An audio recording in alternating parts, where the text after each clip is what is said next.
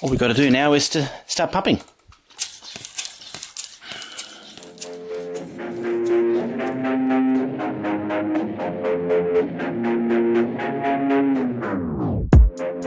What is going on, everybody? Welcome back to the Fully Inflated Football Podcast. We got an exciting episode ahead of us here today. We are going to recap the conference championship games, and then with free agency slowly approaching here, we're going to be doing a top 10 contract year breakout players from the 2020 NFL season.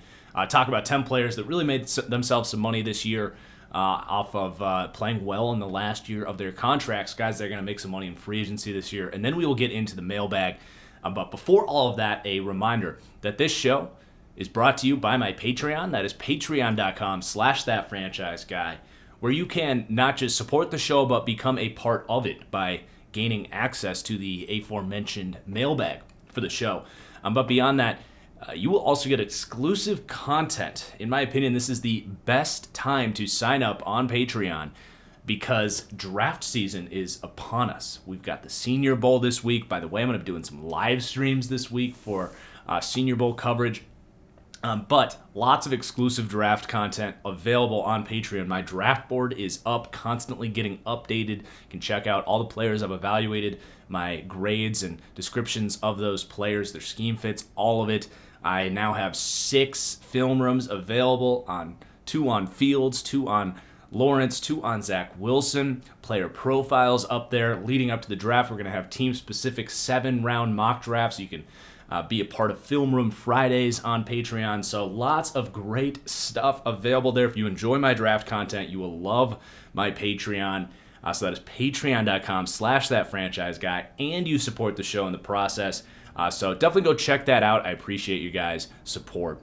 So let's get into the game recaps. What a couple of games it was. I have a lot of takeaways from the 2 of these games.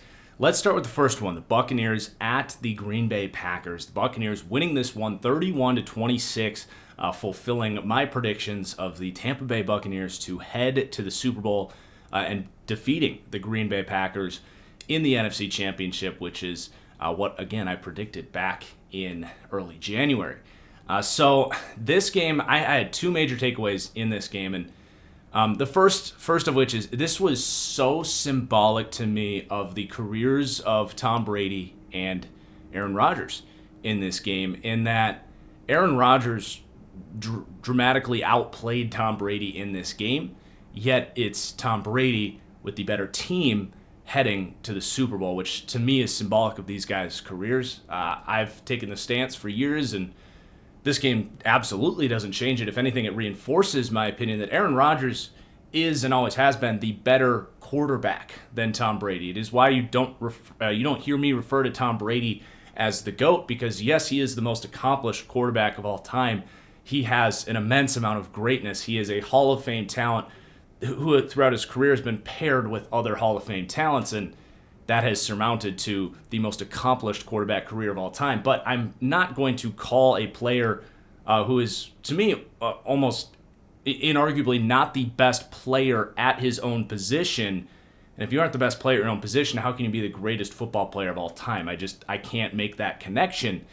But Aaron Rodgers dramatically outplays Tom Brady in this game, and I'm gonna make my case for that. If you disagree with that, I would question if you watched this game, but let me just explain why that's the case. So in Tom Brady's case, I would say he had a below average game. To be completely honest, from a film evaluation standpoint, I think that is putting it nicely. I would say it's much closer to him having a bad game here. Really, he had an excellent opening drive. That is the saving grace for Tom Brady. He was beautiful on the opening drive. He dropped some awesome big-time throws from a clean pocket, which very quickly became the theme of this game. But I will give him the first drive. It was a beautifully executed, well-prepared drive. Made some big-time throws on tough downs to go and score a touchdown on the opening drive, which really set the tone. So I will totally give him credit there. But from that point on, he was bad to very bad. He made some plays in the second quarter, early third quarter. He had a just bomb to Chris Godwin, which was a prayer on third down after about 5 seconds to throw in this game that accounted for a 52-yard completion where Chris Godwin had to make a circus catch. There's the historic play by Kevin King right before half, right after a dropped interception by Tom Brady, by the way, where Kevin King looks like a 4-year-old in coverage. Arguably the worst defensive play of the season, right there with Jets cornerback Lamar Jackson blowing a coverage to lose the game against the Raiders. And there's questions on if that was even designed to happen. This was the last play before half. And if you didn't see this, I wish I could show footage for YouTube here. But my God, Kevin King, all he has to do is not let Scotty Miller get behind him. And I honestly don't know what he was doing. That became a theme throughout the whole day. Kevin King had an all-time terrible performance at corner. Tom Brady was picking on him all day. But a gimme touchdown there to Scotty Miller. Another 39 yards and a touchdown. He had 40 yards in this game from screens with a tunnel to Chris Godwin on 3rd and long where the Packers defense just couldn't close, couldn't tackle. Another theme for the Packers defense. And then another 20-yarder to Gronk on a screen. And then right after half, you have Aaron Jones coughing up the football into Tom Brady's lap right there at the 20-yard line, and play action, another 19-yard touchdown or a 8-yard touchdown to Cameron Brate. So, yeah, he put up production there in that second quarter, early third quarter, but it's stuff that Mitch Trubisky could do, and frankly, he then went on to play like Mitch Trubisky for the rest of this game, did virtually everything in his power to let the Packers back in this game. He throws 3 interceptions in the second half, 2 of them definitely on him. One of them was just a duck into double coverage, panicking, trying to see if Mike Evans can go make an incredible catch. He doesn't. That gets intercepted. He throws another one over the middle, way too high to an open Mike Evans, which would have been the most open receiver that Aaron Rodgers hit all day, and he overthrows him. It gets tipped and intercepted. And then he throws another one that was, like an arm punt on 3rd down that I'm not going to hold that one against him. But again, he had a dropped interception right before half that set up that massive touchdown. So the reality is Tom Brady just did not play well in this game. That's the eye test. That's what the film tells you. Statistically, 20 for 36. Yeah, he had 280 yards. A lot of those were gimmies. And the other thing here is Tom Brady was pressured 5 times in this game. 5 times on, he had 36 attempts, probably a couple, 1 sack in there. I don't think he scrambled. So on 37 dropbacks, he was pressured 5 times. I can't begin to describe how little pressure that was. And if you watch this game, the amount of pressure on Tom Brady from a pass rush perspective compared to Aaron Rodgers, who was pressured 32 times in this game, pressured on almost 5 times more of his dropbacks. It's remarkable, let alone the fact that Tom Brady had wide open receivers. The Packers coverage unit was a mess, and virtually all of Aaron Rodgers' throws were either gimmies in the short game, having to force tight window throws downfield, or having to improvise and create. And despite all of that, Aaron Rodgers still dramatically outplays Tom Brady in this game. Aaron Rodgers, 33 of 48, 346 yards, 3 touchdowns to 1 interception, a 101.6 quarterback rating. I don't like to use stats, but those are just the numbers to compare those things. From an eye test perspective, like I said, Aaron Rodgers under constant pressure all day. So symbolic to see Tom Brady sitting in there. All right, okay, that's not open. Yeah, we'll throw that. That was Tom Brady's day. Aaron Rodgers, snap, holy crap, he's covered. What am I doing? Where am I going? That was all day for Aaron Rodgers, was panic coming from behind because his defense couldn't play football, and he still found a way to basically make this game come down to the wire in the end, despite the brutal swing of events around halftime where he does throw an interception before half. I'm not going to say it wasn't his fault, but again, there is a great play by the Bucs defender. The difference between the Packers receivers and the Bucs corners in this game was just punched you in the face. Lazard and Equanimeous St. Brown and even Marquez Valdez-Scantling, who had an awesome game. MVS was like the best player other than Aaron Rodgers on the Packers offense yesterday. But especially with like Allen Lazard, who saw 6 targets in this game, was not pretty going up against Murphy Bunting in the slot there. And that was the interception was Rodgers had to throw a tight window, and it was a smidgen behind Lazard. People were criticizing Rodgers for attempting a throw to a receiver that wasn't open. Well, I don't know if you watched the game. There wasn't exactly a ton of open receivers. I know it's easy to look at Tom Brady play and say, oh, just throw it to the open guy. Yeah, it's not always that easy, believe it or not. But yeah, he forces it into Allen Lazard, and Murphy Bunting does make a great play, extends his arms, kind of fingertip catches it. Could argue there's pass interference on that. I won't get into that, but great play by the defense. Rodgers did throw 1 interception. And then you get the swing of events with the dropped interception on a equally easy interception, let's just say. A play that the Packers defense needed to make. Tom Brady coughs one up, and the Packers defense drops the interception. You get Kevin King blowing the coverage. And then you get Aaron Jones on the 3rd play of the first half, fumbling the ball and giving another 7 points to the Buccaneers. So despite that whole swing of events, or because of that swing of events, Rodgers is coming from behind, dealing with immense pass rush, and he's still, playing with precision, not holding on to the ball too long, which is something that I would say did bite him in the NFC Championship last year. That wasn't the case. Rodgers was sharp, like he has been all year. He was going through his reads, and other than the 1 interception, was clean all day. And from a decision-making standpoint, he was not clean in the pocket. The accuracy was good. He made excellent fields down throw. He made tons of plays in this game that, frankly, Tom Brady just isn't capable of. Eluding pressure, extending plays. There was a throw that really spoke to me early in this game on the Packers' first touchdown drive.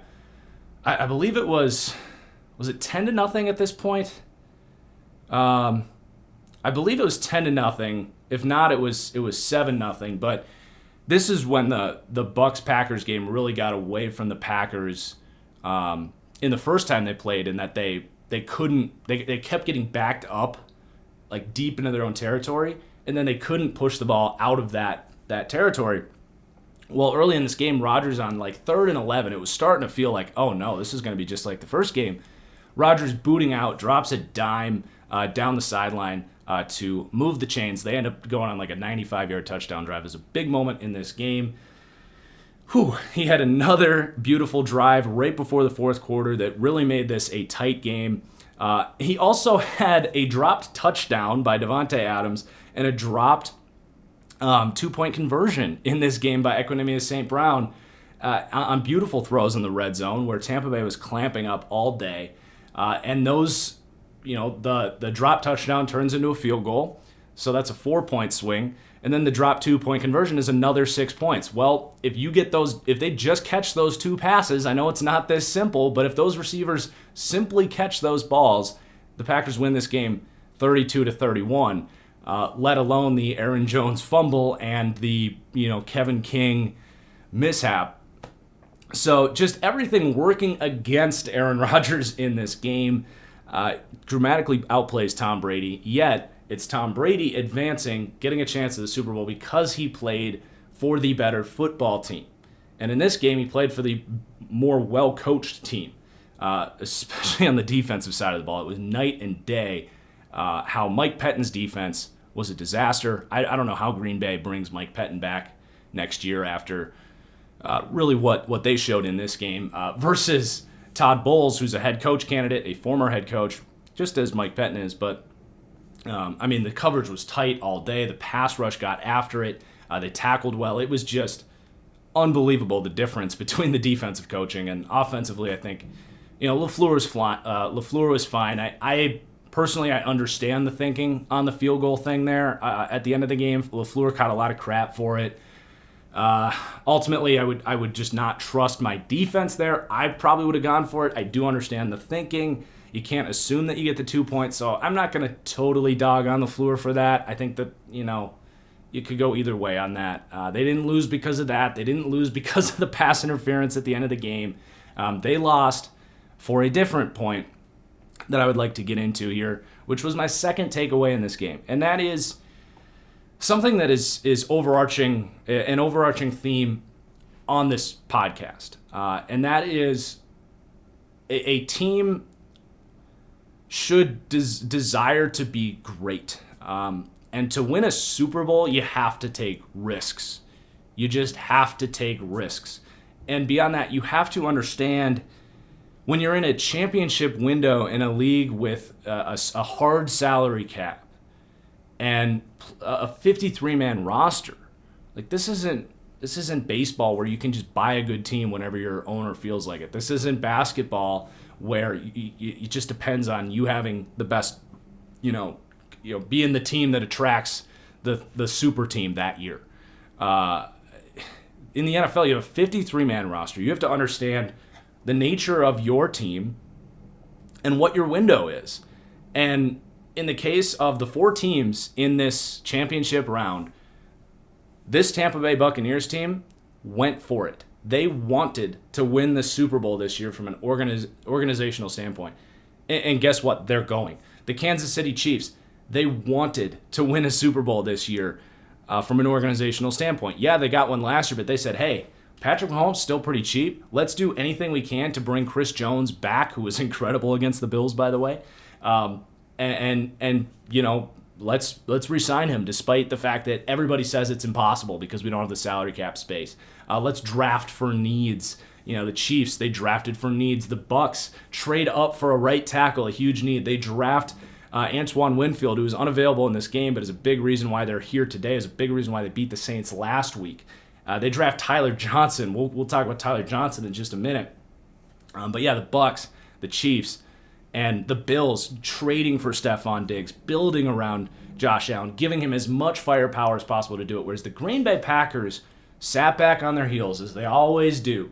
They built for sustainability. They drafted a long-term quarterback. I actually supported that move. What's one draft pick against a potential 20 years of elite quarterback play if Jordan Love works out? I was fine with that, or 2 picks because they traded up, but I was fine with that. I still think Jordan Love could be a big reason for sustained success, but you have to still compound that move with other winning moves. They go on and draft a power back who made one impactful play in this game. A.J. Dillon did. They drafted him in the 2nd round, and all that impactful play was turning a run that got stuffed in the backfield into a 5-yard run instead, which made no difference on this game. And then they draft a fullback in the 3rd round. You explain that one to me because I can't. And there was a moment, and that's not even mentioning the fact that they did nothing in free agency, absolutely nothing. The best thing they did was get cheaper at right tackle with Ricky Wagner, who got abused in this game. Absolutely abused. For whatever you say about Brian Bulaga, I don't think it would have been as bad as Ricky Wagner was in this game. But anyway, there was a moment in this game that really spoke to me. And if you guys watched my draft coverage, I could not explain how the Green Bay Packers, in almost inarguably the deepest wide receiver class in the history of the NFL, did not draft a receiver after selecting Jordan Love. Whether it was round 2, round 3, round 5, no receivers. And in this game, there's a moment that really spoke to me. Almost an identical play. Tyler Johnson, a 5th-round receiver for the Tampa Bay Buccaneers, made a remarkable catch on 3rd down that, to me, was one of those pivotal downs where if the Bucs would have not advanced that drive, the Packers would have been, I think, within a score, getting good field position late in this game. And Tom Brady trusts his man, just as Rodgers did multiple times in this game and was let down on a crossing route over the middle, or maybe an in route. And he puts it in front of Tyler Johnson, and he goes and gets it. He wheels it in. He's getting contested catch, and he goes down to the ground. He maintains possession. And I was screaming for the Packers to draft specifically Tyler Johnson in like the 3rd round. Even in the 2nd round, I thought it would have been a great pick. I had a 3rd round grade on Tyler Johnson. He was the exact fit that the Packers needed for a guy that can work over the middle of the field, which was evident in this game as a weakness for this receiving core. And instead, they drafted a fullback. And then they drafted a middle linebacker who did nothing for his team in this game. It's just crazy because the reason that spoke to me so much is there was a third down late in this game where Aaron Rodgers threw an almost identical throw to Allen Lazard. He was covered, the corner was on him, and Allen Lazard extends, and it bounces right off his fingertips on a beautiful throw from Aaron Rodgers that was just identical to the throw that Tom Brady made, which was your classic third down, pass rush is getting close, I need to put this in a position where it can move the chains and my receiver can make a play. Tom Brady puts it to his fifth-string receiver, Tyler Johnson, who was a fifth-round pick for the Bucs. He makes the play. Aaron Rodgers throws it to his number 2 receiver, Allen Lazard, who's an undrafted free agent, who's not fast, who has questionable hands. I think he's 6th in the NFL in drops this season. And there you go. That's what you get. You get what you pay for, Green Bay Packers. You went for sustainability. You didn't go for it this year. And sure enough, here you are in the NFC Championship game with the worst football team, with a team with less talent, with more weaknesses, and you got exposed. And there's, again, only so much Aaron Rodgers can do for the Green Bay Packers to dig them out of that organization. So it's a reminder that when I talk about being critical of teams, because I look at every team in a lens of where are we going, how are we going to win a Super Bowl, this is an overarching thing. I talk about it every show, one point or another. Last show was the Chargers with Brandon Staley. Was that a Super Bowl winning move? I have my doubts. I think you need to go offense. I'm critical of quarterbacks a lot. I'm critical of guys like Lamar Jackson, Derek Carr, Ryan Tannehill. There's quarterbacks that I'm critical of because, yeah, they're good players, but are those guys you're going to win a Super Bowl with? No, I think it's very unlikely. I'm critical of teams like the Packers when they draft really, inexplicably, building for the future when they have this win now window. So just a reminder that when I'm critical of a team, it's not because I hate the team. It's because I want every team to make smart decisions. I love teams that understand themselves and make moves to win a Super Bowl and that take risks to do it. And the Packers sat on their heels, as they've been doing for 10 years. They said, nope, we're going to go for longevity, sustained success, and we're going to trust Aaron Rodgers to pull a tough game out of his ass. Well, he's 37. Yes, he outplayed Tom Brady in this game, but this was not like prime Aaron Rodgers in this game. Aaron Rodgers in 2014, the 2015 Aaron Rodgers that took a scrap heap to take on the Cardinals and they lost because of the overtime rules. That Aaron Rodgers probably wins this game, probably makes enough miraculous plays to pull it out, but that's just, you can only live off that for so long. So that really was my 2 takeaways, was that, I'm not going to keep dogging on Tom Brady, but this whole idea of rings are everything for quarterbacks, it's just ridiculous. And this game, if you truly watched it, was such a testament to this is a team sport. And just because the Packers had the better quarterback in this game does not mean that it was enough for them to win. It was close to enough. They were right there because the quarterback dramatically outplayed the other quarterback. But it still wasn't enough. It's still a team sport. And the team that dominated the line of scrimmage, the team that had the significantly better coverage in this game, the team that had his receivers making plays, that's the team that won, not the team that had the better quarterback necessarily. And then the other takeaway is go for greatness, take risks.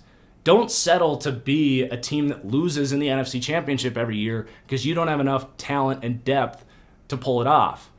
Go for greatness. Recognize your weaknesses, attack them, and become a team like the Kansas City Chiefs and the Tampa Bay Buccaneers with loaded rosters, A-plus talent across the board, and when you don't have A-plus talent, you've at least got B talent. You've at least got C-plus talent. Not like the Packers where you have borderline F talent at corner with Kevin King, or D talent at receiver with Allen Lazard and Equanimeous St. Brown. You have to fill out a complete roster if you want to win Super Bowls in this league. And far too often, teams don't recognize that. And they settle to be good and not great. So I'm going to take a quick break. When we come back, we're going to recap the Chiefs-Bills game, and then we will get into the top 10 breakouts from the 2020 season, or contract year breakouts, rather. All right, so we have a whole nother game to recap here, and this is the Bills at the Kansas City Chiefs. And this one, not quite as much to react to because the reaction is so clear from this one. The Kansas City Chiefs are on another level. And watching this game and rewatching this game, it reminded me so much, and I'm not a big NBA fan, but I think this is a pretty good comparison. This reminded me so much of the Golden State Warriors in either the second or the third year. It might have been the year they added Kevin Durant after they had already won the championship, but it reminded me so much of them where they coasted. Like, they didn't win as many games. People wanted them to lose, and they were just kind of sick of them. And then they got to the playoffs, and it wasn't even close. Like, I want to say they basically swept their way through the playoffs. I could be wrong on that. But regardless, them as a team, it reminds me of the Kansas City Chiefs this year, where they literally, they coasted through the second half of the season. They really did. They clinched the playoffs week 12. And from that point on, it didn't feel like they were really trying. They were playing in close games. When they played the Falcons week 16, it felt like they were just going about their business, playing with their food basically, and they still ended up winning the game last ditch. They benched their starters week 17. They had the bye. Then they come out and win last week. And they were really in control of that game against the Browns until Mahomes got hurt. And then in this game, this was even a game where things were stacked against the Chiefs.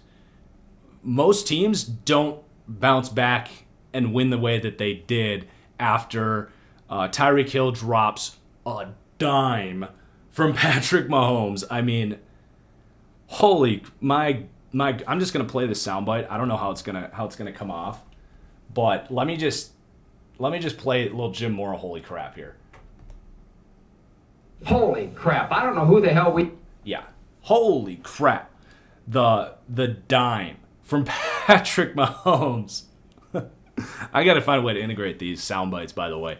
But anyway, he drops a dime to Tyreek Hill and it just goes right through his fingertips. And then the Chiefs fumble a punt return into the end zone, which in my opinion is the worst play in sports, is a botched punt. You got a stop in the NFL in 2020, and you then gift them basically a 60-yard possession, field advantage. So they're down 9-0 in this game. Bills, I guess, missed the extra point. And it still was, it was never even close. It was never even close this game. The Chiefs took the lead, felt like 2 minutes later. And Patrick Mahomes in this game, I don't want to be hyperbolic. I don't want to overreact here. But this was I can't remember. I mean, I feel like you got to go back to prime Aaron Rodgers to remember a playoff game that was so dominant. He was just in control this entire game. He was so sharp, going through his reads, pushing the ball downfield, accurate, not making mistakes, navigated the pocket with perfection. This was the perfect game from Patrick Mahomes. And when he's on like this, it's over. It is done. Game over. Chiefs are going to crush you. And then you add on top of that how well the Chiefs defense played in this game, because this Chiefs defense doesn't get enough credit, man. They are fast, they fly around, they play confident in the scheme. It's not an overcomplicated scheme, but it's a scheme that's set up well to not get beat deep and play fast coming downhill. And that is the perfect defense for a team like this that is just going to crush you offensively. And this team is, and it's like the Golden State Warriors, they were low-key a good defensive team too. Chris Jones is kind of their, I can't believe I'm on here making basketball analogies, but he's their, who's the small forward for the Warriors that basically played power forward? Draymond Green. Chris Jones is basically their Draymond Green. Where he's going to make enough plays defensively that makes an impact for you. Or Tyrann Mathieu, Chris Jones, that combination. But I was ranking the Chiefs as a tier gap ahead of the rest of the NFL all season long, and people kept coming. They kept coming. They said, no, they're playing all these close games. Like, the Chiefs are beatable. They're right there with all these other teams. Like, you can't put them as a tier gap ahead of. I had probably 200 comments throughout the year. Like, I can't understand the tier gap between the Chiefs and everyone else. There you go. That's why there's a tier gap. Because when the Chiefs are on, and yeah, they kind of played with their food a little bit throughout the season. They weren't fully clicking throughout the regular season. But these great teams with playoff experiences, like, clicked. And it was like an overwhelming amount of talent and preparation and just skill. This was just a masterpiece by the Chiefs. And my takeaway watching that game was I think this team should be 8 or 9 point favorites in the Super Bowl. This is Alabama versus Ohio State. Ohio State's a damn good football team. And they weren't even in the same class as Alabama. That's what the Super Bowl feels like. There's going to be more Super Bowl prep to come. Next week's podcast, which should be on Wednesday, I will do more Super Bowl preparation. And maybe after I fully review this, my opinion changes. But this Chiefs team is incredible. They're absolutely incredible. And there's one more thing about the Chiefs in this game. That Patrick Mahomes did a very subtle thing that I noticed when I was rewatching this game that I think is a testament to who he is as a player. Because, yes, he's got these physical traits. The reality is there's a lot of players with the physical tools that Patrick Mahomes has. It's not like a ton of players, but there's other guys that have the mobility and the arm strength. They exist. What makes Patrick Mahomes so great? And he's got the surrounding core and all that stuff, which obviously helps, but there's something very subtle in this game that really spoke to me, and it was how well Patrick Mahomes navigated the pocket in this game. Really, the one criticism I've had on Patrick Mahomes this year, because it's hard to find him, is that he was dropping back way too far in the pocket. He's drifting back and putting his tackles in these compromising situations because it allows, if you think about it, that when you climb the pocket, it creates the correct angles for your tackles when the edge rushers go wide, because you're always going to go wide against Mahomes because of his scrambling ability. If you climb the pocket, if you step up the way that you're coached to do, the tackles can then seal off those wide edge rushers. But when you drop back, straight back, he would drop 10, 11, 12 yards backwards to buy time. What that does is the tackles simply can't run with these athletic edge rushers. It's just way too much to ask. They can't keep driving them back downfield. Eventually, those edge rushers will get the edge. The edge rushers are going forward. The tackles are going backwards. So that's why stepping up, it recreates different angles. It changes the momentum.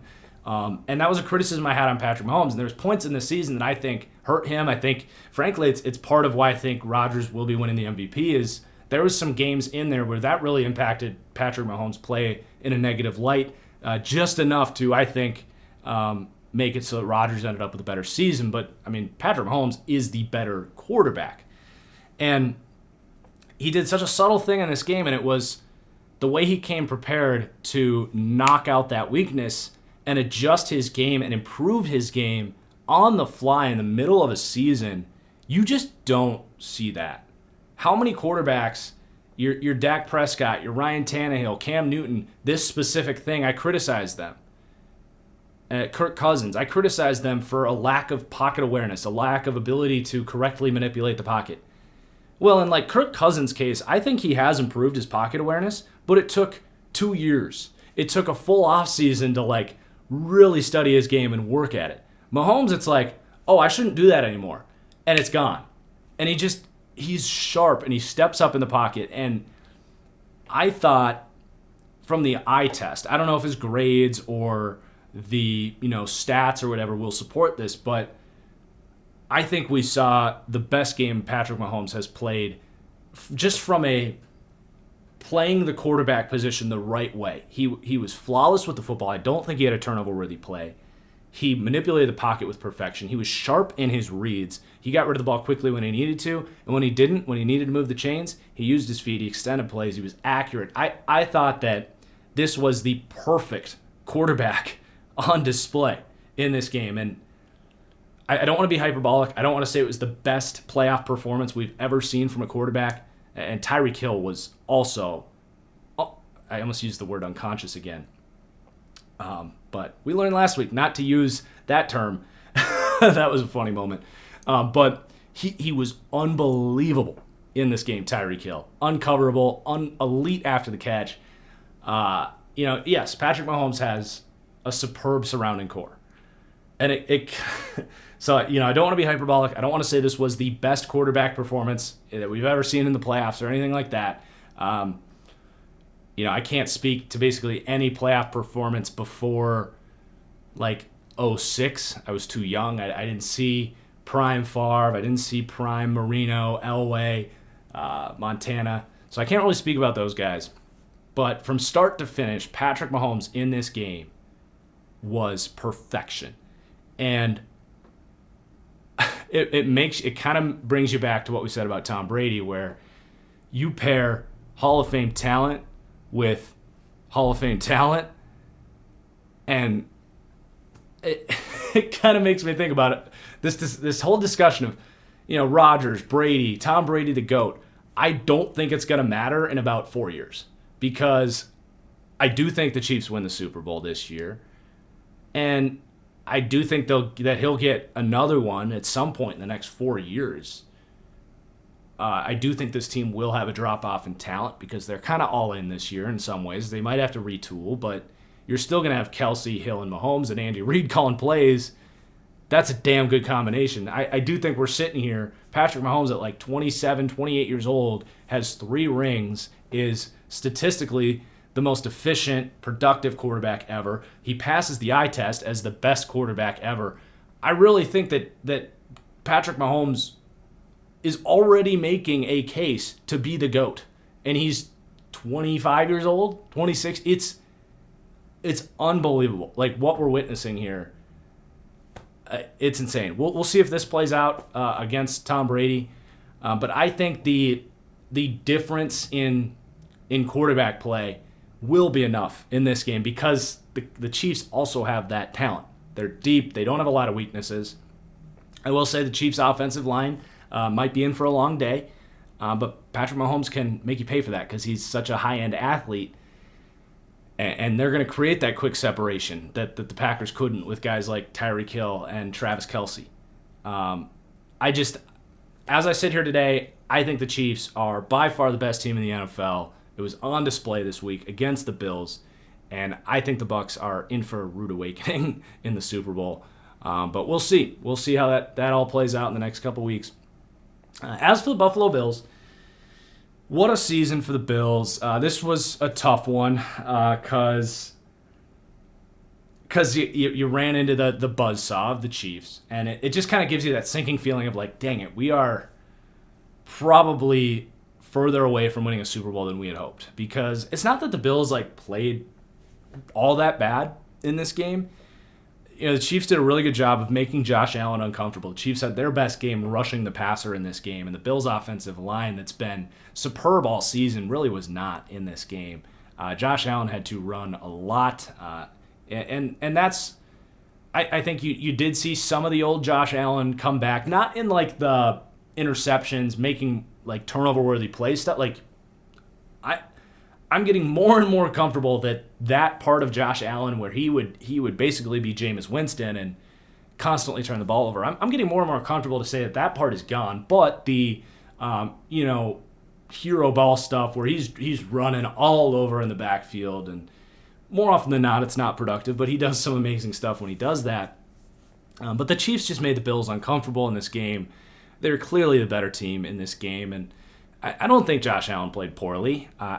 I do think it's clear that he's not on Patrick Mahomes' level. I think he's heading into next year. You're looking at a top 7, top 8 quarterback. Maybe he's 5th. He's awesome. I like Josh Allen a lot, but it just I don't really have anything bad to say about the Bills. It's just, can they get good enough to win? I think they can. I think that they have a chance next year if the Chiefs really take a step back and the Bills get really creative this offseason. I don't think they're like out of, like, it wasn't like, oh, they had to win it this year. But that's about as good as it's going to get for the Bills. I will say getting crowd noise back next year with a defensive head coach will help them. And it looks like they're going to be able to keep Brian Daboll for one more year, which is huge for them. So I'm not ruling out the Bills for next year or anything. But this was a little bit like, God, like, we didn't even play that poorly, and we have this great team, and we weren't even really close to beating this team, and we got breaks early on. So the Bills they got to get back to work. They got to improve and continue to improve. They've made dramatic strides over the last couple of years.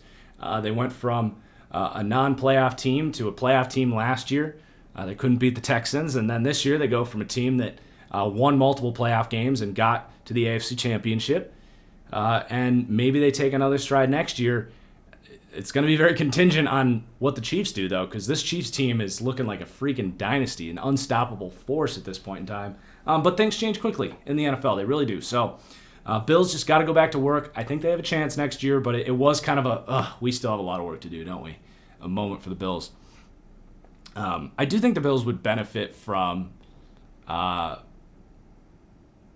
somehow establishing a better pass rush. Because I don't love their pass rush. It's fine, but like if you can get Ed Oliver to take a big step forward, or I don't know if AJ Epinesa is going to get all that much better, but maybe you could sign like a Carl Lawson. I don't know how exactly they do it. Maybe they make a trade. I don't know exactly how they would do it, but I do think defensively that could change some things for them, because I do think they have so much talent. I love these linebackers. I love the secondary. But if their defensive line could be a little more of an X factor, I do think it could take a little bit of pressure off the offense. And with crowd noise coming back, that could be a reality. But yeah, that's my reaction from that game, is that the Chiefs were just next level good. Bills, what a great season. Don't be too demoralized. Buffalo, I mean, I think Kansas City is going to do the same thing to the Bucs. I really do. I would have taken the Bills to beat the Bucs in the Super Bowl, and the Chiefs played with the Bills like they were full after dessert, and they were just poking at their food. So let's get into the next segment here, and then we'll go to the mailbag. These are my top 10 contract year breakout players, and I normally don't do these in any particular order, but I kind of loosely rank these as far as how much money I think these guys made themselves, whether it's positional value or how well they played themselves. But I rank these 10 through 1, 10 being the smallest contracts. But these guys are all getting the bag this summer. So these are 10 players that we often talk about, it's a contract year for this guy. Maybe he takes a step up. And it's kind of a crutch, rhetoric. People throw it around a lot. But I do believe in contract years. I really do. This list is evident of it. It doesn't always play out this way, but I do think there's something to a player having that extra motivation on the last year of their contract to get the bag. I think it matters. I think when you're an athlete, sometimes you need that mental edge to put in that extra rep in the gym or stay a little longer at practice. I do think in a lot of players' cases that motivation helps them. So here we go. Number 10 is a cornerback for the Washington football team, Ronald Darby, who I thought had, I'm not going to say the best year of his career. He had some really good years for Buffalo early on in his career. He was pretty good in his Super Bowl year for Philadelphia, but he had a couple down years. He ends up getting let go from Philadelphia and signs a pretty cheap contract here for Washington. I think it was 1 year, like $4 million for Washington. And he crushed it. He crushed it in this scheme with Ron Rivera. He showed, to me this year, his best year as a zone cover corner. The league runs a lot of zone coverage. On average, the league runs, I think it's like 78% of the coverage in the league is zone. Team dependent, of course. Some teams are closer to 50% man coverage, but nobody runs more than 50% man coverage in the league. So anyway, Ronald Darby, really comfortable understanding route combinations, and pairing that athleticism with better tackling this year and better composure as a corner. And I think Ronald Darby is going to be one of the top paid free agents this year because of his positional value. A player that has been a little more polarizing, and corner is a position that can vary very much year to year. But Ronald Darby crushed it for the Washington football team. A great signing. And I think Washington is going to, I guess that's the other thing here, is I'm going to predict kind of where they end up. But I do think Ronald Darby is going to end up back in Washington, comfortable in that scheme, paying back Washington for basically rewarding Washington for taking a chance on him and crushing it there for Washington. There are 2 honorable mentions here that didn't quite make this list, actually 3. And that's going to be William Jackson for the Bengals. Didn't quite make the list because he was a little more hit or miss, but he had a great season. He'll get paid this year. He might be the top paid corner this year, more than Ronald Darby. Then I had Allen Robinson. Great year for the Bears, but we know Allen Robinson's great, so he didn't make the list for that reason. But he did have a great year, and he's going to get paid. And then Romeo Okwara for the Detroit Lions also didn't make the list because I don't know how much he'll truly make. He had a kind of an outlier season, but he definitely made himself some money, like 60 pressures this year. I don't know if he hit double-digit sacks or not, but kind of that bigger body defensive end made himself some money. So next up, excuse me, we have Trey Hendrickson, edge rusher for the New Orleans Saints. And he's been a depth piece for them because that roster is so loaded. Talk about a team that goes all in. He's been their, third edge rusher. He rotates in.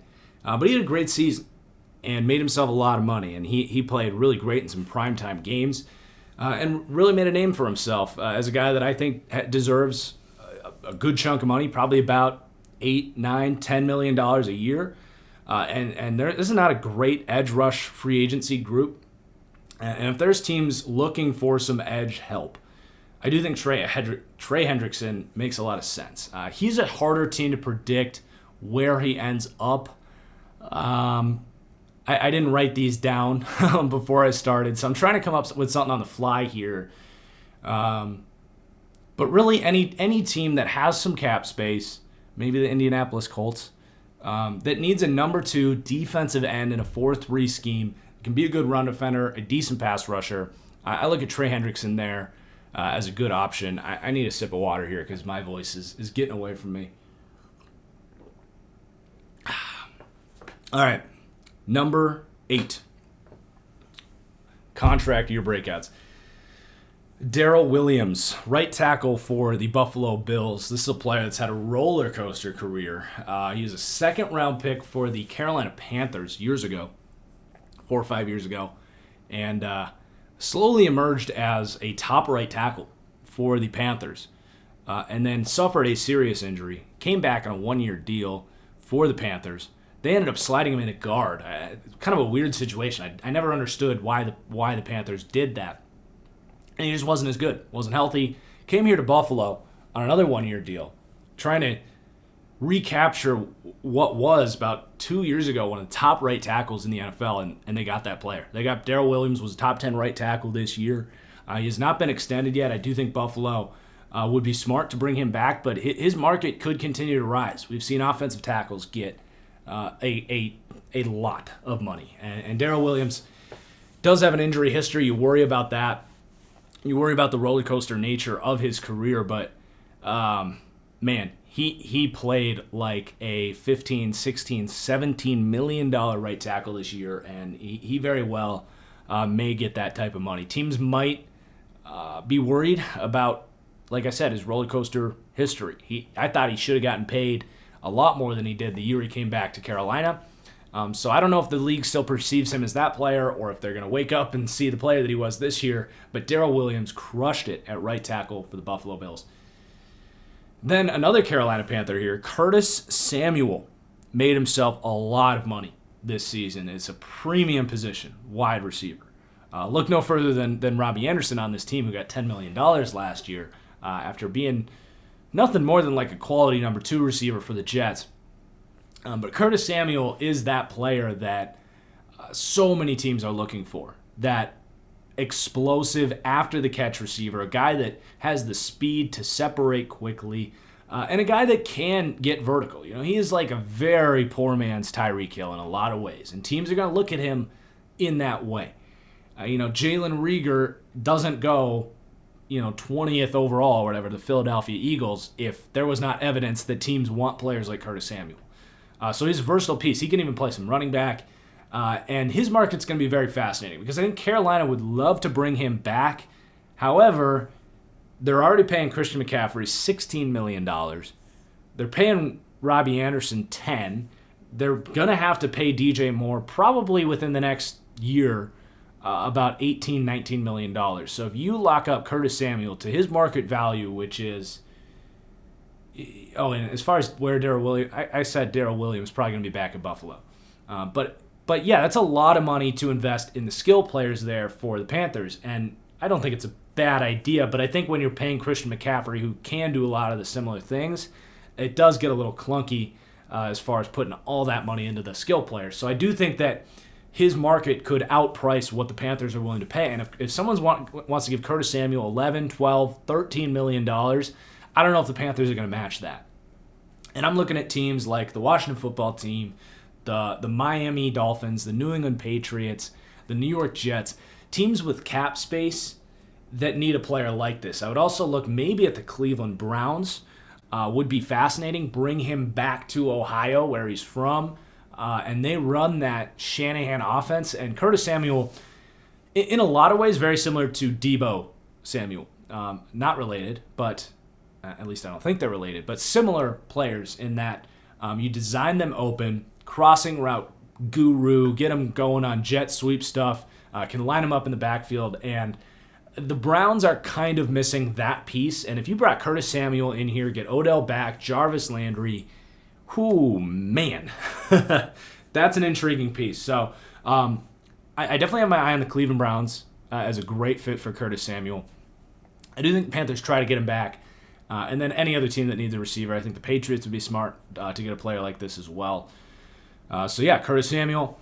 And then number 10, 9, 8, 7, 6 on our list is Carl Lawson for the Cincinnati Bengals. I've loved Carl Lawson. He was one of my original great draft takes. I try to throw out my draft takes from that season, though, because I really only evaluated like 40 players. I liked Nathan Peterman in that class. I think part of that was I didn't do the whole class. I didn't put a lot of film in. I only watched like 2 games from all the quarterbacks. Like, that year it was kind of a wash. It was my first year with this channel. I was doing another job. It really was, not something I would put on my resume per se. But I did really like Carl Lawson because he has that true ability to convert speed to power. He's got get off, he's got length, and he's at 6'2", so he kind of comes in low. And he's got pass rushing moves. He's got bend. He can convert it to power. He can drive you backwards. He can, stem different pass rush moves. He is the, ideal pass rusher from a skill set point of view. The problem with Carl Lawson is he's had an injury history, and he is quote unquote undersized. Sometimes that lack of length can hurt him as far as distancing himself and leveraging himself against his blocker, but. He's just an awesome player. I think he is the best edge rusher available on the market this year, and the Bengals have not locked him up quite yet. And I do think they bring him back because they'd be really dumb not to. They already let Dunlap go. They got to keep Carl Lawson in there. But if they don't, Carl Lawson could be getting a surprising amount of money, $18, $19 million type of stuff. But you are worried about the injury history, so it might be a situation where maybe the guarantees aren't all there because of the injury history. But yeah, Carl Lawson crushed it for the Bengals this year. I don't have his numbers in front of me.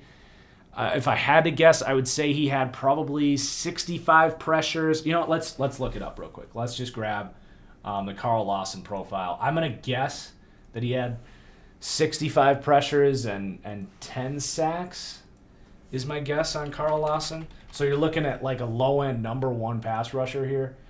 Let's see. He had 64 pressures and 6 sacks. So, yeah, Carl Lawson, definitely someone to keep an eye on. Anyone that needs edge rushers. I do think he'll be back in Cincinnati, but he made himself a lot of money, stayed healthy. I'm happy for Carl Lawson as a player that I thought had no business going in the 4th round. One of my original great draft takes. Along within that class, I had Kenny Golladay and Chris Godwin, as first to second round talents as some of the best receivers in that class. I actually like those two players more than Mike Williams in that class who went in the top 10.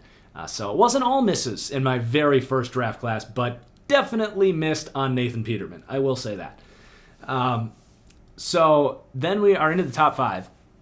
Leonard Williams makes the list. Leonard Williams has been not a bust, definitely not a bust, but he's been underwhelming given, he was regarded as the best player in that class. He was regarded as this perennial all-pro, kind of do-it-all defensive tackle who ended up going 6th overall to the Jets.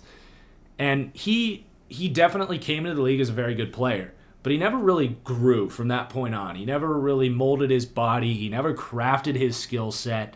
But here for the New York Giants, they have found a way to get the best out of Leonard Williams. They use him as kind of that Belichickian defensive end in a lot of ways. He plays a lot of 4 technique. He is not a mauling nose tackle type. He is better when you can kind of get him in one-on-ones and utilize his quickness to, in a lot of ways, make the most out of stunts in the blitz game, like slanting him, either wrapping him and being the guy that you're trying to scheme open, or slanting him to put a lot of pressure on multiple offensive linemen so that you can loop a linebacker or an edge outside linebacker in behind him.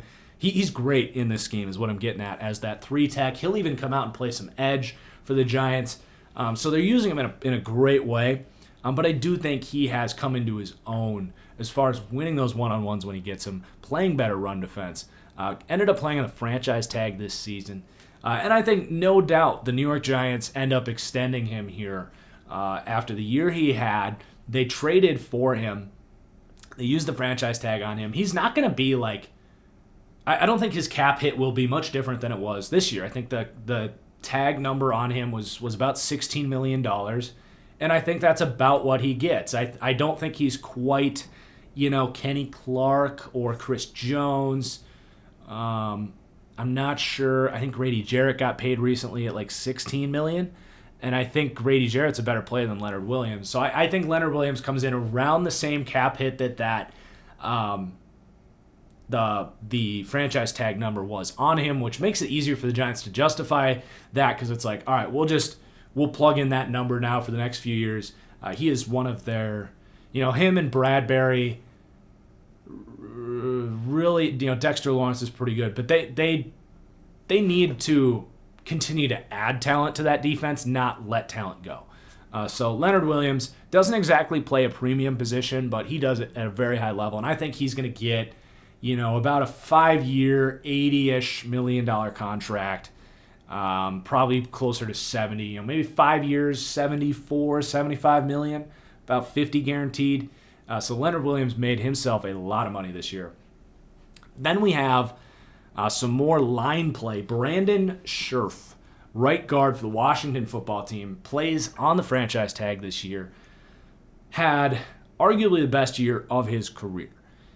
He is, to me, one of the best run blockers in the NFL and always has, but run blocking success can often be, almost always is, very dependent on the play around you. And the Washington football team's, their offensive line has not been good for the last 4 or 5 years.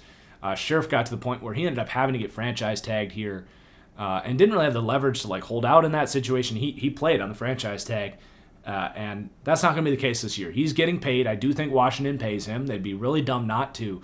But his market's going to be really high. Between him and Quentin Nelson starting to come up, I think we're going to see 2 record-breaking guard contracts. I think Zach Martin is probably currently the highest-paid guard right now. I can't think of anyone else that makes more money. I think Zach Martin. Let's go back to the internet for a second. Let's look up the top guard contracts. Yeah, Zach Martin. Oh, Martin does get $14 million. So yeah, I think Scherf gets. He was $15 million on the franchise tag this year because they just use offensive line in general. I think for the franchise tag. So yeah, I think Brandon Scherff, he's gonna reset the guard market at about 16, maybe 17 million. I think 16 is probably the number there for the Washington football team. I do think they keep him around. He's been a franchise player for them. And then when Quentin Nelson is up, he might reset that number, or they might extend him this offseason. But yeah, Brandon Scherff, getting back to the respect he deserves as a top 3 guard in the NFL. I think you go the Notre Dame guys in either order: Zach Martin and Quentin Nelson, and then Brandon Scherff is probably third, unless Brandon Brooks is another guy that's in there, but he's up there in age. So Brandon Scherff crushing it for the football team. And then a former teammate of Brandon Scherff, Trent Williams, in a contract season. And I say this, I didn't double check. I'm sorry, I'm Googling a lot of stuff on the fly here.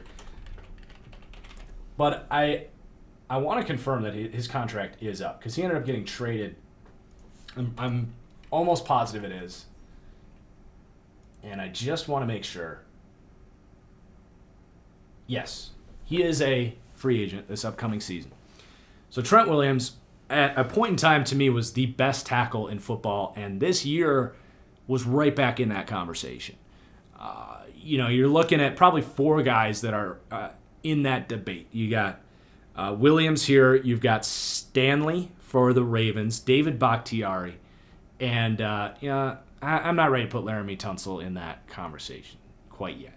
But those 3 guys are really the top 3 tackles in football. And Trent Williams is going to get probably about $20 million because he's going to hit the market here. And the Niners don't have a ton of cap to play with. I think they would love to get him, but I don't know if they're going to be able to. And this was a move that they made. Trent Williams was kind of a risk. He had injury history. He had cancer that he had to deal with that sounds like is behind him, hopefully, for his sake. But yeah, they traded a 4th-round pick for him, basically got him for free for a year. Unfortunately for the Niners, the rest of the team fell apart. Ironically, Trent Williams, who's had a hard time staying healthy, did not.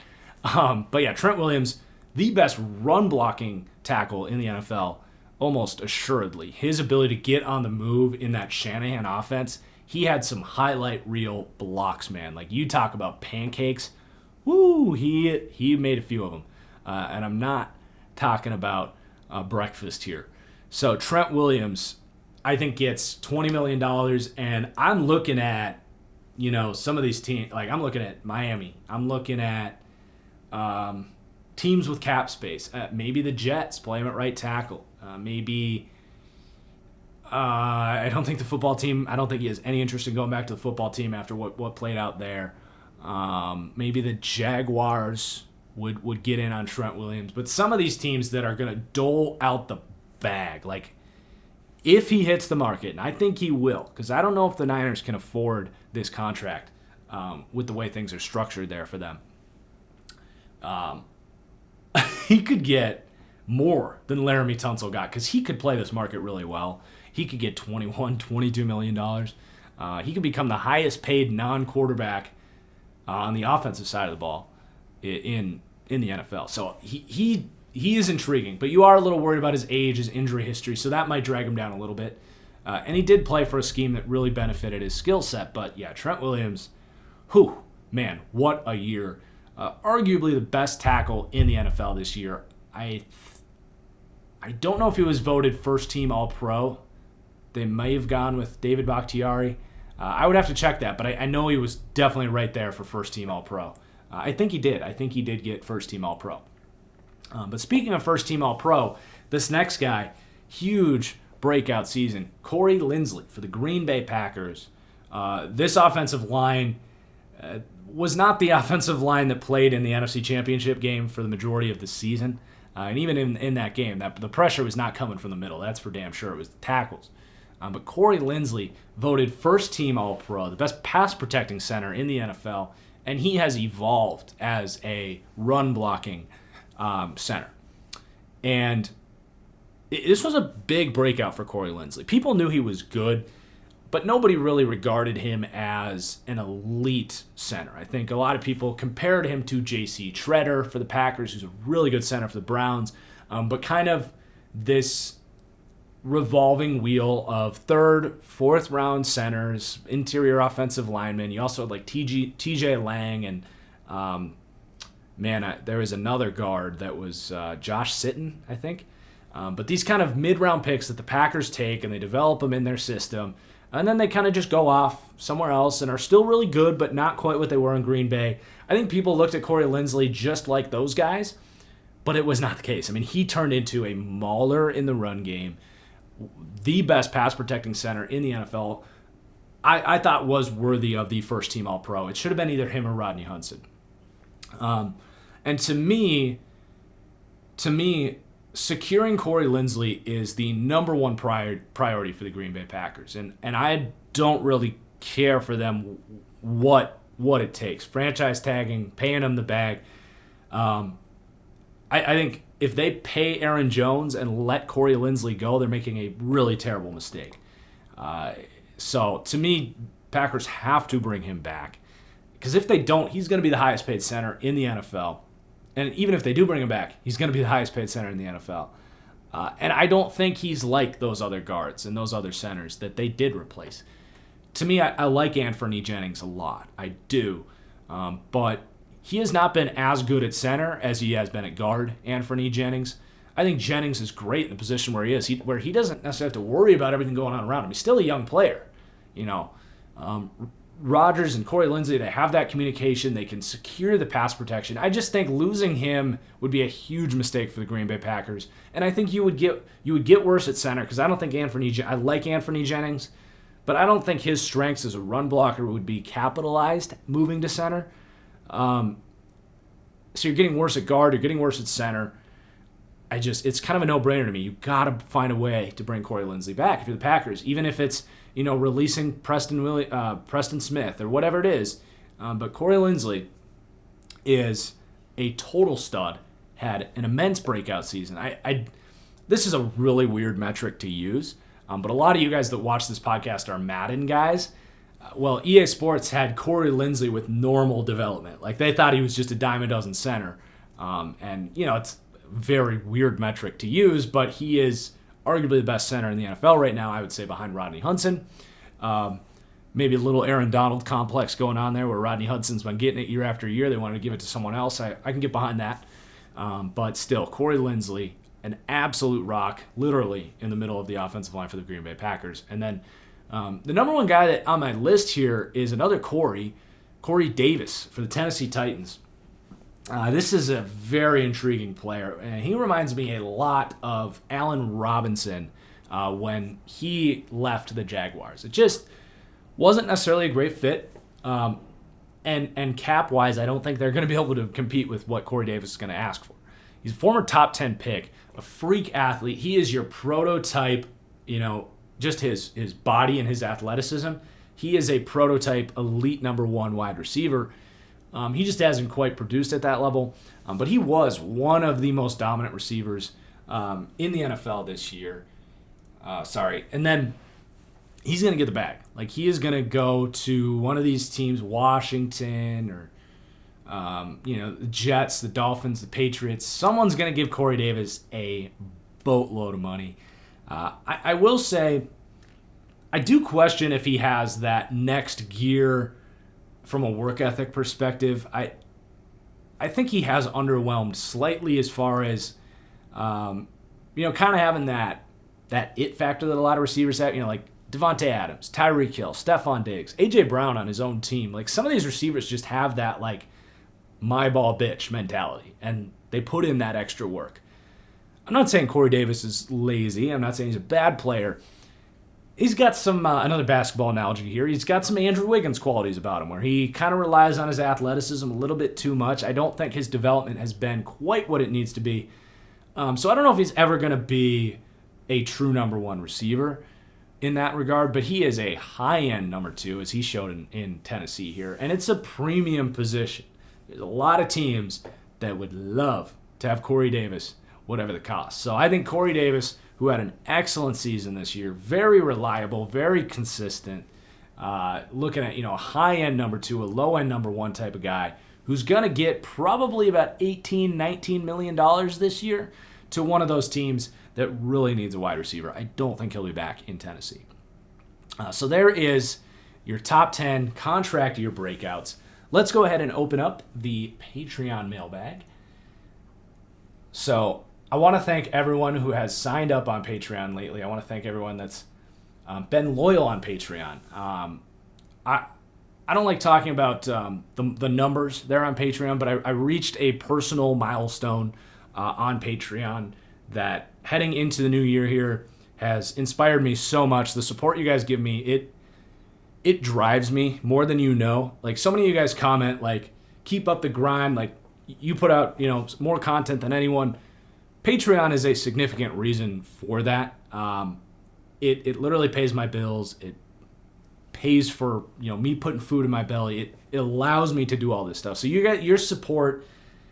You guys are the reason I'm able to do this for a living. It is unbelievable. I want to thank you for your support. I want to thank you guys for considering signing up on Patreon to show continued support of the show. Same thing goes for, like, if you like my Madden rosters. Like, I don't know if I'd be doing the Madden rosters if it wasn't for the Patreon support. So thank you guys. Let's get into the mailbag. And if you want to sign up on Patreon, it's patreon.com/ThatFranchiseGuy. And if you want to submit questions to the show, head over to those DMs and lead off with mailbag questions. Mailbag question. If you don't lead with that, I might gloss over your question because I might just assume that it is a different note that you're trying to send me, because those DMs are not just mailbag questions. All right, here we go.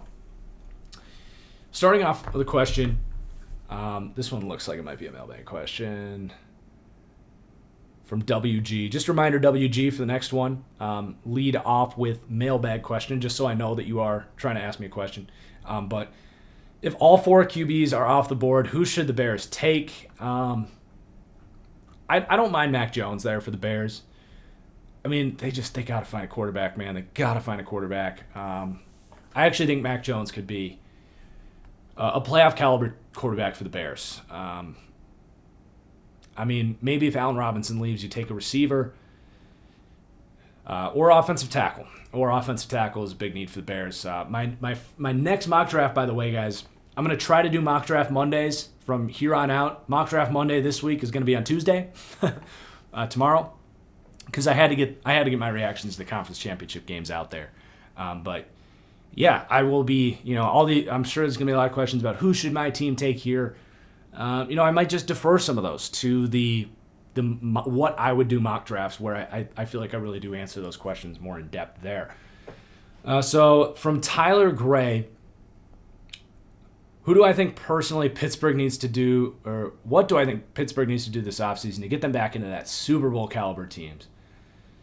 What's your opinion on Tomlin as a coach as well as a leader? All right. The Steelers to get back, I think they're kind of on the right track here. I don't think they've hired Pep Hamilton yet. I have a lot of respect for Pep Hamilton. He is the kind of swing for an offensive coordinator that teams like the Steelers should be taking. Like, I like that they acknowledge, like, our play calling wasn't good enough. We ran slant flats 15 times a game. We were uncreative. We got all these playmakers. We didn't get the most out of our offensive line. And I really think the Steelers are not that far off. So here's a formula for them. Hire Pep Hamilton or someone else that can be a more creative play caller. That will improve the offense. I actually am going to say draft a running back. They are going to be in position to take the best running back in this class. I can't believe I'm saying this, and we'll see if when the mock draft comes tomorrow if I do this. But the Steelers are in a unique situation where they have a loaded roster. I've consistently said, if you're going to take a running back in the first round, don't do it in the top 10, and do it when you don't have a lot of other needs. And the Steelers, I think, are fortunate that Alex Highsmith has shown that he can maybe be a number 2 edge rusher for this team, opposite of Bud Dupree, who they're probably going to lose here. But they're in a situation where crowds are coming back next year. They can very well get back to that elite defense. Almost assuredly will. So you draft a running back, you get a new offensive coordinator, you improve your offense. they can absolutely get back there. And they can be one of these teams that wins 10, 11, 12 games, and they just need something to go their way against the Kansas City Chiefs, knock them out, and then they're right in it. So I think they're making the right decisions. The Steelers normally do. I don't think Big Ben was so bad that like they can't win with him necessarily, but he does need he needs everything to go right for him. And then my opinion on Tomlin is basically like he needs all this around him. They need a good offensive coordinator. That's the deal when you have a defensive head coach like Mike Tomlin. Is your offensive coordinator is always going to be in flux, and they need to make a change and they need to make the right hire. And I don't know if that's Pep Hamilton or someone else, but they need to make that decision. That's Mike Tomlin's weakness. He's not an X's and O's guy. He's a fantastic leader, and I think he'll rally this defense to be excellent next year. I don't think the Steelers are in as bad of a situation as it might feel like. The biggest thing working against them is the Kansas City Chiefs are as good as they are. All right, from Jake Daughtery. I have a little fun conspiracy theory about the Jags. What if Jacksonville's hiring Urban Meyer to get their culture established, knowing full well he's going to retire in 2 years, and then they go after an elite coach then? If this is the case, I can't decide if it would be a 200 IQ big brain move or the most absolute waste of Lawrence's first 2 years in the NFL. Yeah, I don't think the Jags are smart enough to do that intentionally, but in theory, that's actually a good move because I do think, Jags aren't going to come in and win a Super Bowl year one. And I do think that Urban Meyer can establish a culture. And I do think that there is a situation where a coordinator emerges, whether it's the hiring of Darrell Bevell, who I like. I'm very interested to see Darrell Bevell as kind of the guy for this offense. Gets to work with Urban Meyer and kind of float ideas there, gets Trevor Lawrence. And Bevell's been kind of a hot name. He's done a decent job for Detroit. And he's out in Detroit now. It's another loss for Detroit. They're going to lose Stafford. They're going to lose Bevell. Might lose Kenny Galladay. Whew, what a mess. But I could see a world where that works out really well, where Meyer establishes a culture, he makes a good defensive coordinator hire, they improve the defense, and kind of has the CEO approach. He retires, and they promote Darrell Bevell just as they're about to lose him. It could very well work out that way, and if it does, props to the Jags. I don't think they're smart enough to say that they intentionally did that, but maybe they did. I don't know. Yeah, that's a good positive thought about a positive outcome for the Jags here. All right, from Jonah Bell. As someone who doesn't know next to nothing about it, do you have any advice or suggestion on getting into making bets on games? Well, Jonah, I do think in my weekly picks video, I try to dive into that stuff, so I would encourage you to continue watching those, but I think the best value on bets is when you think an underdog is going to win, especially if you follow my advice, toot toot. Pat myself on the back for a second year in a row. I was above 500 picking underdogs. But I think that's great value.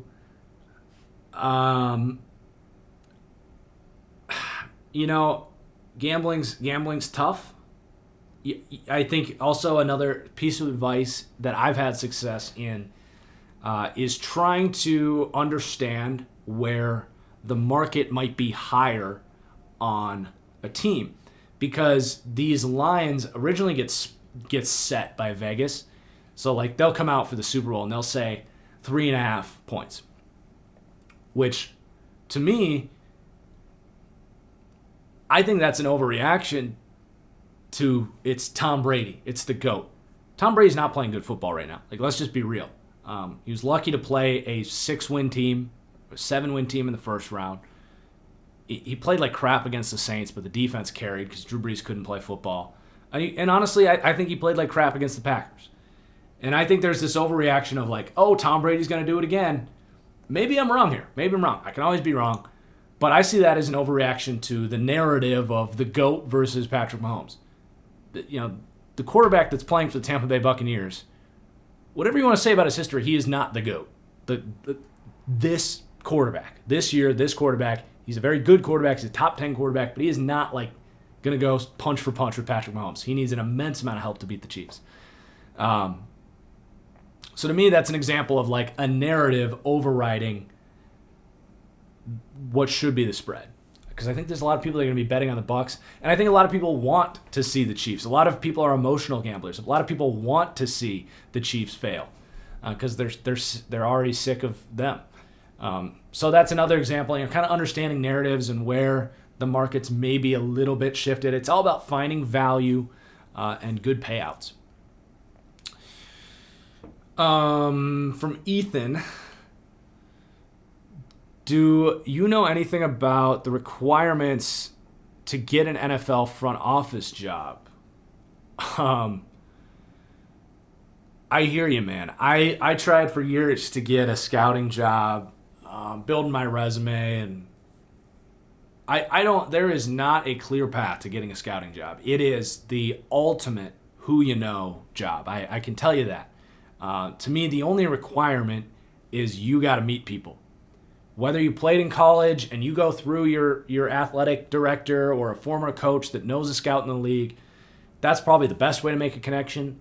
Or you go and go work as a equipment managing intern, or there's examples of guys that have come up that way that just kind of make connections. It is the ultimate who you know profession, and it's very difficult to make those connections because these are hard people to reach. But that's really what it comes down to if you want a scouting job. Obviously, your college major doesn't mean anything in this situation. I do think, having played helps. Teams usually hire every year one of their interns as a former player. It's kind of stupid to me, but it's the way it is. So, having played absolutely helps, especially, I think, for making those connections. But it is the ultimate who you know job. So you have to do anything you can to bridge those connections, and it's hard to do, man. It's very difficult to do. And knowing your stuff helps too. Watch a lot of film, knowing your stuff, so that when you do get an opportunity, you can talk shop and know what you're saying. But I've never gotten a job in the NFL. I tried. I came close to getting an interview and was told no. But as someone that has made some connections and did try, that's my best answer for you. Okay, this is not a question,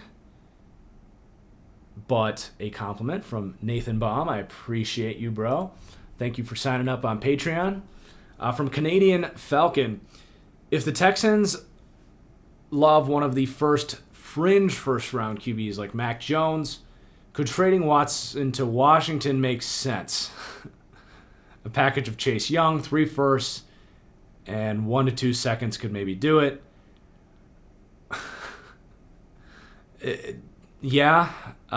That's a lot of... You're relying on a lot of variables there. First of all, being... Number one, you need the Jets and the Dolphins to not want to get involved here, which is just not going to happen. Because even if you put Chase Young on the table... The appeal of getting Tua and like Zach Wilson potentially, especially in the Jets case, anything anyone has to offer has nothing compared to what the Jets can offer with Zach Wilson and Sam Darnold, where in the Texans situation where if you have to lose Deshaun Watson, you can pretty much guarantee that you're still going to get, not guarantee, but give yourself a very good chance at a very good quarterback. And in Zach Wilson's case, there's a slim possibility that he's a better quarterback eventually than Deshaun Watson. It's not likely, but it's possible. No one else can offer that. And so if Washington's going to pull this off, you need basically the Jets to not pony up. You need the Dolphins to not pony up. You need the Texans to like Mac Jones. And then you're looking at, that could happen. But for me, the Watson thing, it's either the Jets or the Dolphins. It's pretty much decided at this point. If you're a team like Washington, it's time to start thinking about Matthew Stafford, not Deshaun Watson. I mean, you can try. You obviously don't just fold. But I don't see it being anyone other than the Jets or the Dolphins, because they're the teams that have the capital to make a trade like that. From Eric, my Colts are having back-to-back off seasons from hell, losing your franchise QB to a surprising retirement. Yes, I agree. And franchise left tackle. If you're in Ballard's shoes, what's the plan going forward? What if the Colts sign Trent Williams? Huh? What if the Colts, who have some cap space, sign Trent Williams, play left tackle, trade both their first-round picks for Matthew Stafford, and you got a Super Bowl team right there. You got a Super Bowl team right there. You need to figure out a number one wide receiver, whether it's T.Y. Hilton back or signing one of these guys. I think they do need another playmaker there. I like that they're getting Paris Campbell back. He to me showed some flashes. I like Paris Campbell. I did have a late first, early second round grade on Paris. He just hasn't been able to stay healthy. But I don't think the Colts are that far off. And I think they can make an appeal to Trent Williams. They'd have to pay up, but I think Ballard will handle this like the professional that he is and attack it head on. That'd be my plan. I would make a full push for a left tackle in free agency, and maybe you got to go get Darrell Williams or something like that.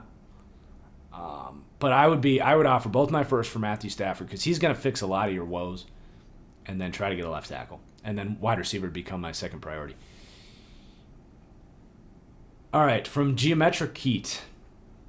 The only reason I know how to say Geometric Heat's name is because he's in all of my Twitch streams, and after about 20 Twitch streams, I finally learned how to say his name.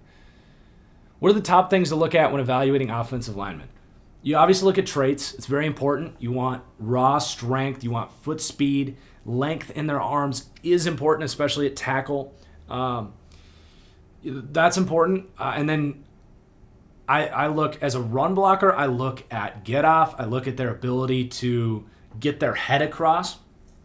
The biggest thing you can do as a run blocker is be able to get underneath the player that you're trying to block.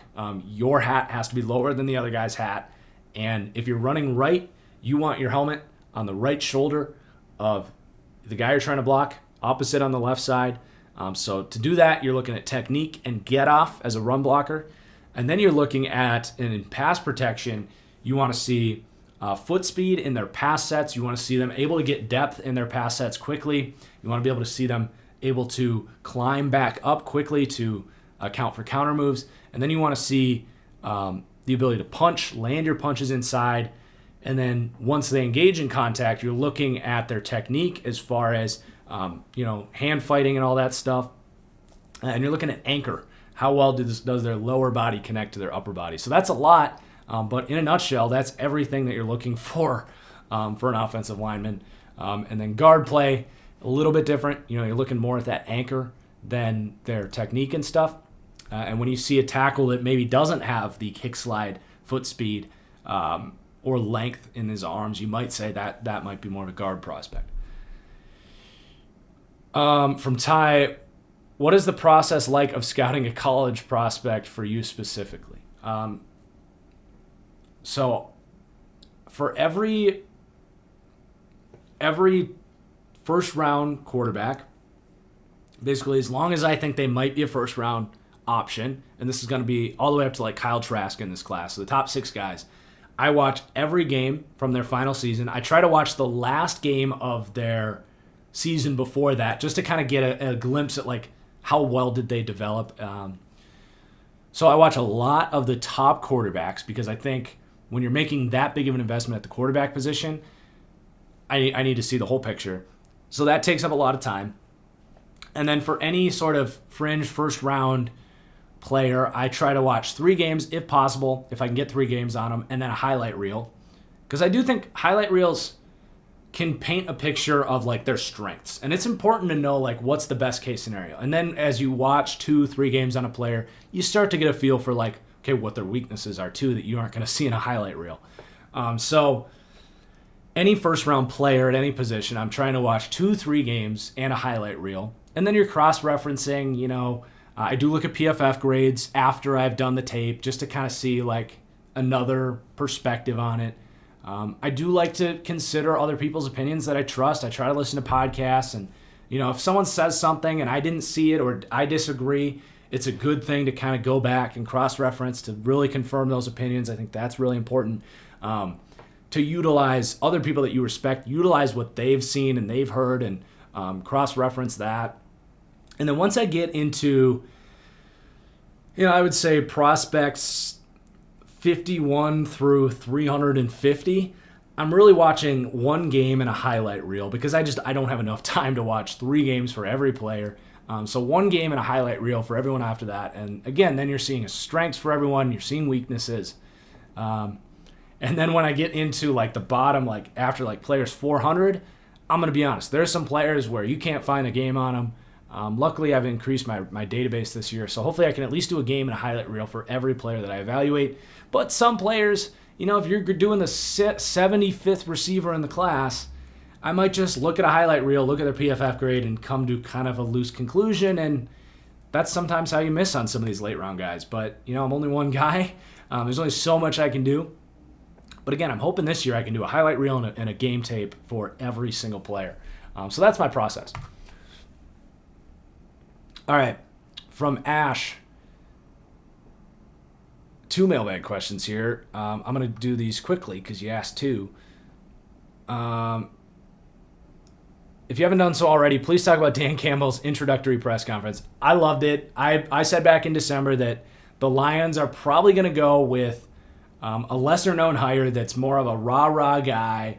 I thought they needed a culture setter, not an X's and O's guys. Matt Patricia was an X's and O's guy, and Dan Campbell very much a rah-rah guy. I loved it. I think the players are going to buy into this. Now, with Stafford on the move, I don't think they're going to be very good, but he's kind of the right coach for a rebuild. I don't know if he's going to be the long-term answer there. I would say it's unlikely. But he definitely is a football dude and is going to be a fun guy to see him kind of rally this team. And I do think they'll run the ball better than they ever have. I think with Hawkinson in there, former tight ends coach for Campbell, I do like some of that stuff. And then at this point, what day 2 prospects will the Jets take with the Seahawks pick? I'm going to skip that one for now, Ash. I'm not really into the day 2 prospects quite yet. So I'm gonna gloss over that one for now until I get a little deeper into the draft process. I'm still kind of focused in on first round guys at this point in time. But Senior Bowl this week, man, we're gonna be getting deeper and deeper every week. For Scott Nance, with the Steelers signing Dwayne Haskins, do you think that means the Steelers won't trade for someone like Darnold, Wentz, Mariota, or Stafford? I think Wentz is off the market now that Doug Peterson is gone, by the way. I don't think they trade for Stafford because they have Big Ben in place. And then, I think that probably does mean that they're not going for a Darnold or a Mariota.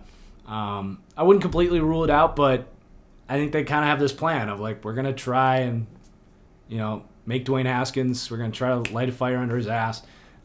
They'll probably make some calls about Sam Darnold. They might throw a third-round pick in there and just see if they get any bites. But I think they'll get outbid for Darnold pretty quickly because they're going to justify Dwayne Haskins as that project type. Because they wouldn't have signed him if they didn't like what they saw from him coming out of Ohio State. So they clearly do believe in him, even if I don't. From Jacob Anthony, what are your thoughts on the Packers draft class with how the team has been playing? I kind of talked about this earlier.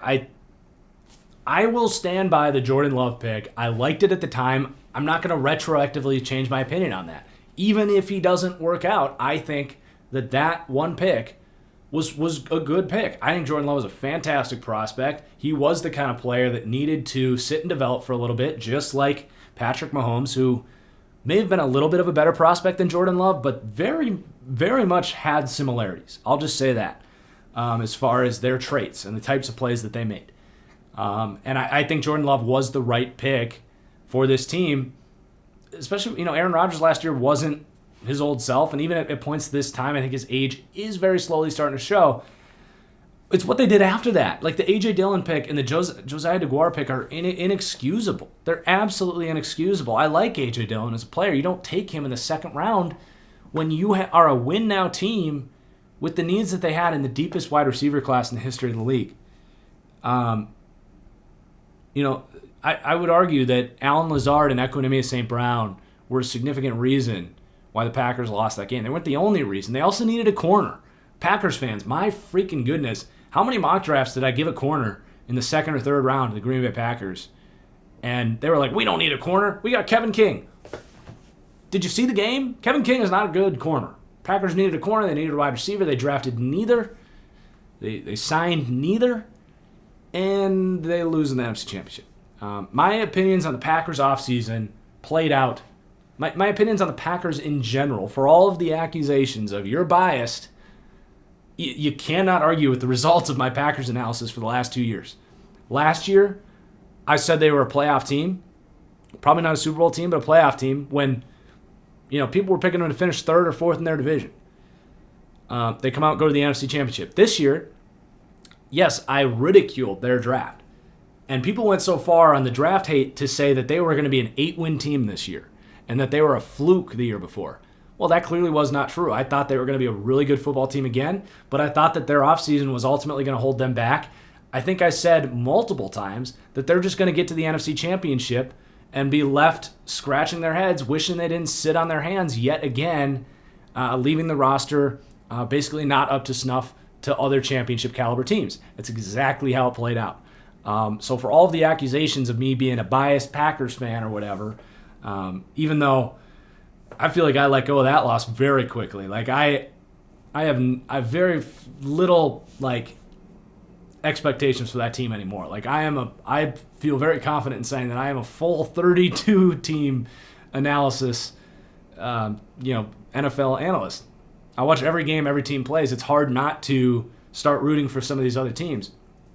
Anyway, I'm going on a rant here, but I think I have proved now for the last 2 years that if there's any team of all these 32 teams that I have been spot on, despite all the accusations of being too biased, I have been spot on almost to a T with the Green Bay Packers. Look no further than me predicting them to lose in the NFC Championship game again 3 weeks ago. But yeah, I would say that my takes about the Packers, whether it was the draft or pre-draft, have played out. I would stand by everything I've said, and that I still think there are significant problems as far as them being too conservative as an organization and not being willing to take those risks that it takes to win a championship. All right, from Will Smithy, not Will Smith. Given your stance on defensive coaches struggling to win a Super Bowl in this era, what do you think the Dolphins' ceiling is with Brian Flores? That's my problem with the Dolphins. I don't love their ceiling. Now, if they get Deshaun Watson, that changes because he's the kind of quarterback that doesn't really matter who your coordinator is. He's probably going to have a high-level success anyway, and then if you pair that with an elite defense, you can win a Super Bowl with that. So, if they can get Watson, the ceiling changes here. But with Tua, who I thought was a low-ceiling player to begin with, never, under Brian Flores, the reality is Tua Tagovailoa is never going to have a stable offensive coordinator to work with. If he gets a good one, which is an if, we talked about Mike Tomlin earlier. Other defensive-minded coaches have struggled with it throughout the years to find a good scheme and a good coordinator and a good play caller. The second they get one, he gone. He's going to go coach somewhere else. So that hurts the Dolphins' probability of winning a Super Bowl. It doesn't mean they can't do it. It just dramatically hurts their year-to-year ceiling. Let's just say that.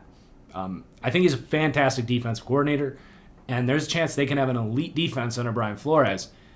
But unless he can pull a Bill Belichick and find a way to basically lock in Josh McDaniels for a decade and have continuity and a good offensive play caller for a long time that for some reason just, doesn't end up somewhere else or doesn't always take other jobs because he's very content where he is, whatever the reason is. Josh McDaniels almost took that Colts job and basically said, no, I'd rather be an offense coordinator. Unless he can figure that out, it's just going to hurt their chances. From Jack Brown, are you like a time traveler who threw in the Browns L to throw us off or something?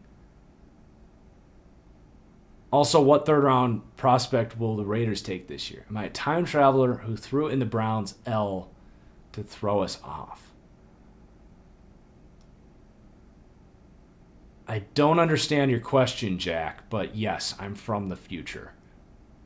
No, I don't understand the comment there. And same thing there with the third round prospect for the Raiders. I don't quite have an answer on those guys quite yet, but Raiders should be drafting a lot of defense this year. I will say that. All right, from Connor Lee. Who wins Coach of the Year now? I saw a study that showed each of the last 10 years it went to the head coach with the most wins above their preseason win-loss total. This year, that would be Matt LaFleur.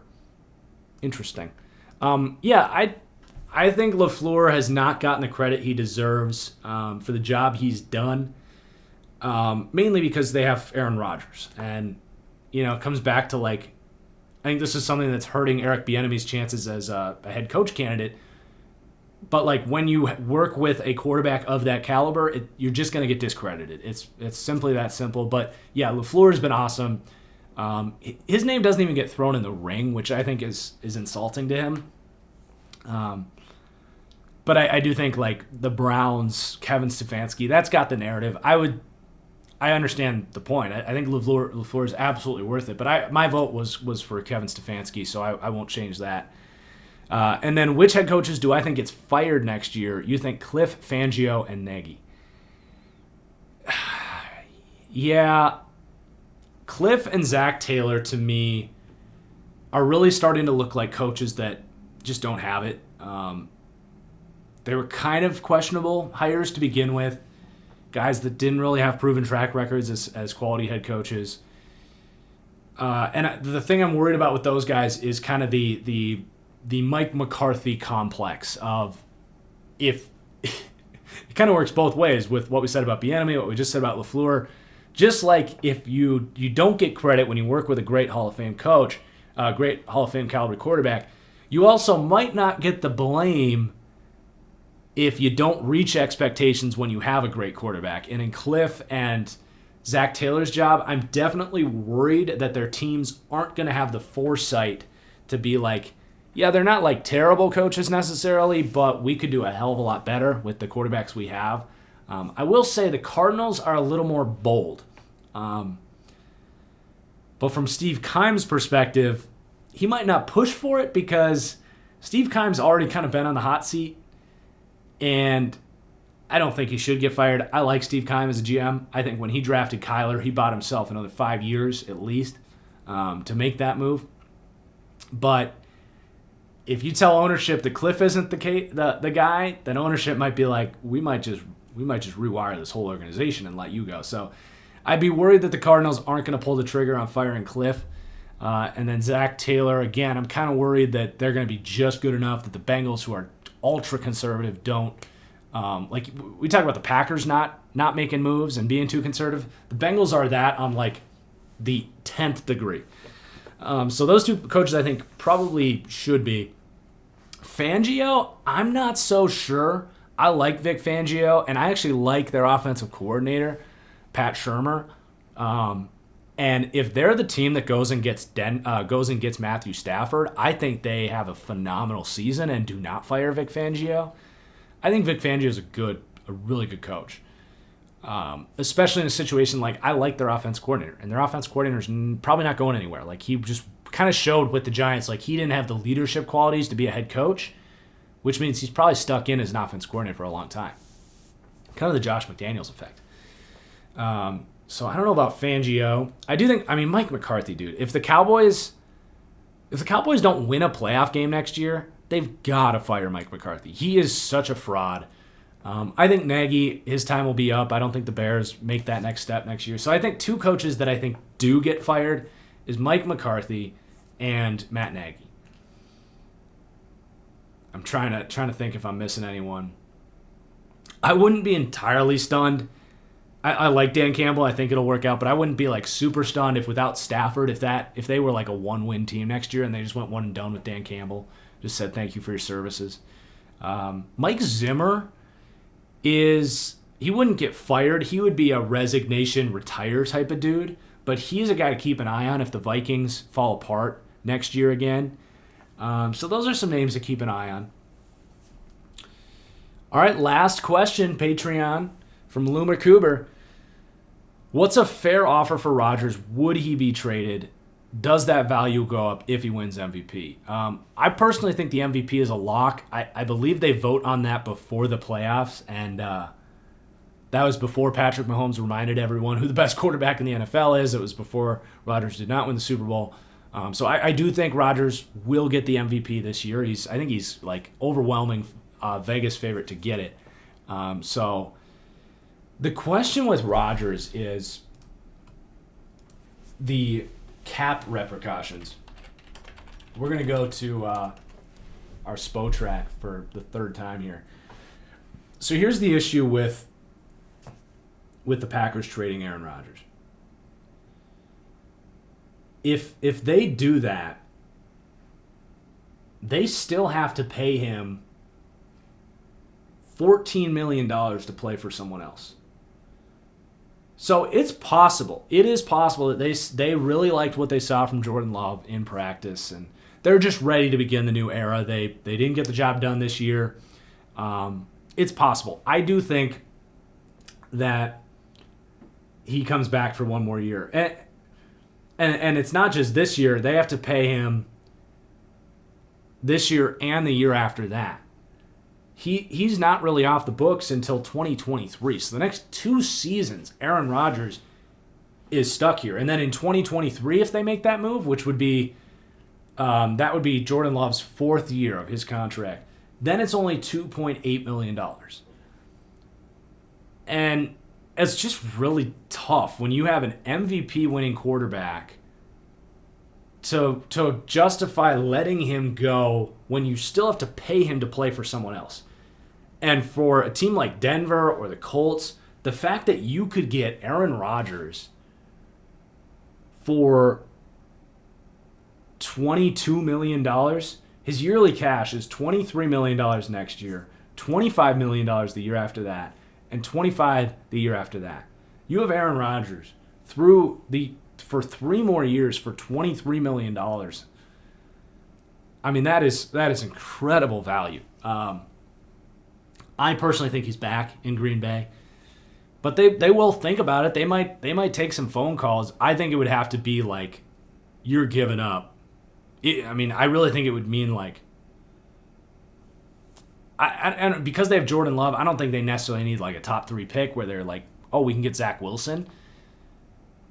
But I mean, it would have to be a stupid amount, I think, just to get Green Bay to want to do it. Like, it would have to be like a situation where they're getting cheap contracts to justify paying Aaron Rodgers elsewhere.